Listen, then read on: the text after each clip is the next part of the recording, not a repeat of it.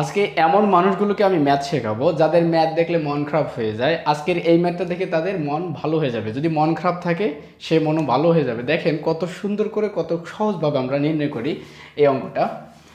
6% হারে 10,000 টাকার 9 মাসের সুদ কত হবে? এরকম ম্যাথ দেখা মানে সবাইকে গুণ করে দেওয়া। এরকম ম্যাথ দেখছেন মানে সবাইকে কী করবেন? গুণ করে দেবেন। দেখেন কত সহজ একটা টেকনিক। তার মানে 6% গুণন, এখানে আছে 10,000, এই যে 10,000 দিলেন, গুণন হলো এই যে এই 9। এখন আমাদের কাজ হলো এখান যেহেতু 6% আছে, আমরা জানি পার্সেন্ট থাকলে 100 দিয়ে ভাগ করতে হয়, স্বাভাবিক সংখ্যায় আনতে, তারপর গুণ, তারপরে 10,000 তো থাকলোই, গুণন।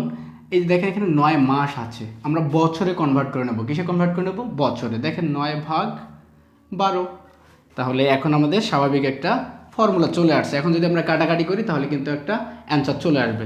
এই 6 দিয়ে যদি এই 12কে কাটি তাহলে এখানে থেকে 2, এই 0, এই 0, এই 0, এই 0 কাটা, তাহলে এই 5 দিয়ে এই 100কে কাটলে হয় 50, এই 50 দিয়ে এই 9কে গুণ করলে হয় 450। মানে কত কম সময়ে, যদি একবার বোঝেন ভাই ভিতরটা, তাহলে কত কম সময়ে এবং কত সহজে সলভ করা যায়। দেখলেন?